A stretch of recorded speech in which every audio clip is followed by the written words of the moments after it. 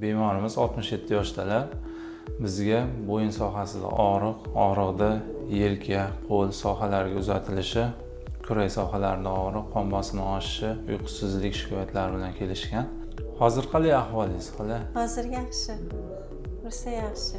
Uyqular yaxshi bo'ldi, ha? Uyqularim yaxshi bo'ldi, xudo xolasa. Qo'llarim, boshlarim, hammalari rosa yaxshi. Rahmat o'g'lim. Yaxshi. Sizdagi holat, xola, mana bu bo'yin, bel sohasida grija, ha? Ko'krak sohasida osteoxondroz bo'lgansiz. Bu sizni 1-2 yildan beri bezovta qilgan, borgan sari kuchayib ketadigan jarayon bu.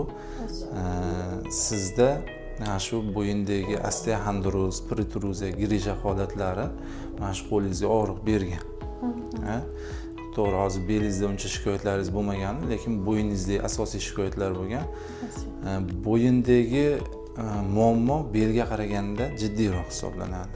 Chunki bo'yin nozik zona, himoyasiz zona, ham boshga bo'yindan qon tomirlar, nervlar chiqadi. Boshda ham qon aylanishini buzib qo'yishi mumkin. Shuning uchun bo'yinga jiddiyroq qaraymiz.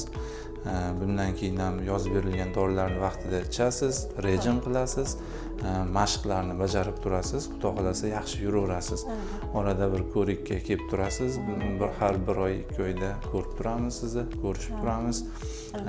Davlinani uyda nazorat qilib turasiz, xudo xolasa. Uyquga ham bitta dorilar yozdim, ularni ham ichib tursangiz, xudo xolasa yaxshi yurasiz.